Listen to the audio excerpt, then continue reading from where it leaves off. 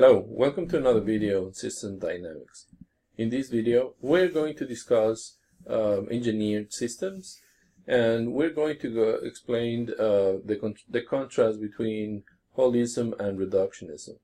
And from there, we're going to explain also how the concept of systems can be applied from simple machines to more complex machines that include control and their components, and from there to complete organizations that are engineered as systems as a whole. So let's see, and I hope you enjoy this. Bertrand Lamfy's general system theory was conceived as a culmination of his general systems insight into biological, behavioral, social, and epistemological domains. He fought specifically against the reductionist approaches and the mechanist interpretations that dehumanize human beings through robotomorphism, zoomorphism, scientism, and other narrow-minded and short-sighted assumptions of his times.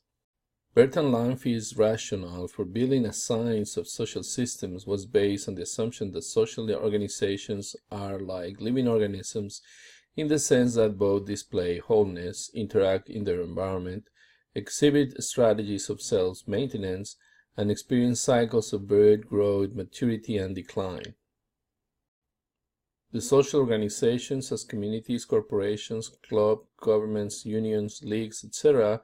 are systems that are designed and are maintained in operation supposedly through human actions organized by means of clever thinking. But societies as communities, cities and nations are in a large measure unconscious outcomes of social organizations interacting among themselves without being aware of what their dynamics affect the whole society. What this implies is that the morphological analysis of the organism is not sufficient to describe them. One has to have into consideration the interaction of the parts among themselves and with the environment. The first one is referred to as an analytical or reductionist approach to understanding the world around us. The second one has been referred to as synthetical or holistic. The analytical rationale so far has helped us to understand the world and create our gadgets and technologies that serves us in many different ways. However, we are finding that having our tools is not sufficient to understand how we use them, the implications and impact on individuals, families, and society as a whole. So using the systems approach, we can understand that our products are just part of a larger system, a socio-technical system where the products and machines are just a subsystem of the system where they are embedded. We rely on scientific knowledge, education, labor, natural resources, capital, and other tools to create the tools and gadgets that we need. Yet some of these products convey a cultural meaning and create habits and create new needs that create again another round of products, technology, and innovation. Now we live in a socio-technical society in which we understand how our technology works from the reductionist perspective, but we are only learning how that technology shapes and reshapes the socio-technical society it is embedded. We hear about security breaches, pollution, and the effect of social media in our daily lives, yet we are not used to think in how the embedded technology of our lives transform our goals, our interactions with each other, and even our interpretation of reality. When we started to build tools and machines, we started with very simple concepts. Simple machines were studied by the ancient Greek and Chinese. We found levers, pulleys, wedges, screws, inclined planes, and windlasses. Then we integrated them into our ever more complex machines. An axe is just a simple machine, the wedge, just in conjunction with another simple machine, the lever. Modern machines in their complexity have acquired power sources, actuators, system, mechanism, controllers, and user interfaces. We have managed to create complex systems with feedback control. These systems include elements that have to measure, sensors and gauges, comparators, comparing output level to set goals, and actuators. Some of the gauges and sensors easily acquired today include flow, pressure, corrosion, level, temperature, density, and viscosity. We also have access to flame and gas detection as well as liquid and gas analysis. Similarly, complete technologies that interact with the system and environment include control valves, isolation and shut-off valves, pressure and safety valves, pressure regulators, actuator controls, flame and detonator arresters, and solenoid valves. All these elements become parts of subsystems that can be put together in systems as large as a locomotive. The science of human-made systems do not end with these machines. Complete organizations or their goals can be analyzed using systems thinking. In the 1990s, U.S. railroad companies had a recurring problem of low performance service and intensive capital requirement expenditures. Tight capacity created train delays that eventually created a gridlock in Union Pacific in 1997. The systems of the problem were evident. Missing railroad cars, blocked crossings, major terminal congested, customer factories closed, and customer lawsuits. Something needed to be done.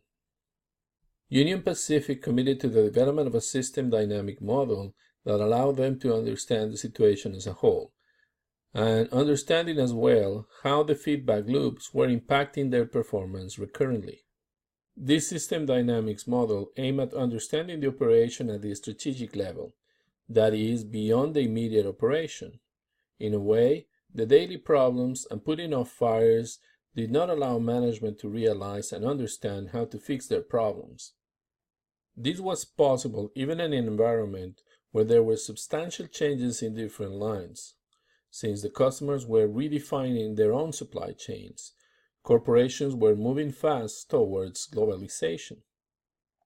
The system dynamic model considered 5 areas: revenues, costs, shipment demand, operating plan, and train resources. The interaction considered fuel costs, per diem costs of overtime, train delays, etc. This mapping and modeling helped management to understand the complex situation. The simulation suggested and validated the priorities on how to solve the problem better. The organization managed to learn how to avoid congestion and the on-time performance through increasing demand. It also provided 3 types of solutions.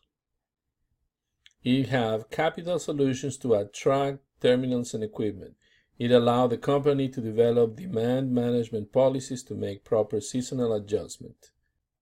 It also provided solutions for increasing the number of cars per train, more reliable schedules, more flexibility in pickup and delivery times, overall improving productivity.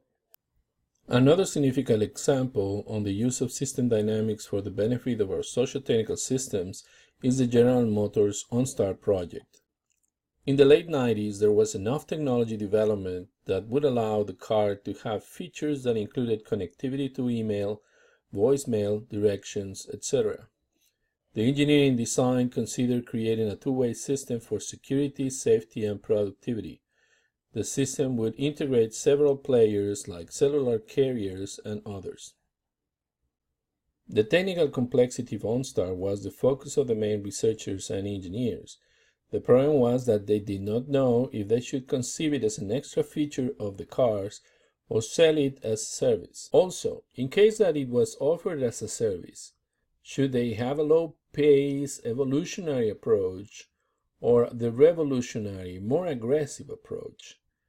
In the evolutionary, there would be a gradual introduction based on value pricing to guarantee a profit, limited marketing, reacting to alliances offers. In the revolutionary approach, there would be a more aggressive introduction, lower pricing to obtain penetration, aggressive marketing campaign, and seeking alliance offers. The project required the consideration for several industry sectors and the interaction among them: financial costs, customer service, alliances and competition, dealer behavior, the customer choice, and the process of customer acquisition and retention. In the system dynamics model, consideration for the factory installation cost, the number of subscribers, the revenue and profits, the development of applications for the system, a level of attractiveness were interlinked. There were two self-reinforcing loops that increased the attractiveness for potential alliances and subscribers. The more application, the more attractiveness, which would generate more subscribers, which would need more applications. The other positive feedback loop was that the more subscribers, the more attractive to the original equipment manufacturer alliances, and that would promote more cars ready with the OnStar system. The company realized that the impact of the reinforcing loop in the system dynamic model simulation suggested to use the revolutionary approach towards the implementation of the system. The factory installation strategy generated far more subscribers than post-sales incremental base. The simulation model was also used to generate multiple scenarios for subscribers and other important variables. In summary, human-made systems include the technology and how we interact and commercialize it. System dynamic models can be used to model how the technology is developed, transferred, and commercialized and distributed. Positive and negative feedback loops can be used to control the performance of the system or to promote higher performance.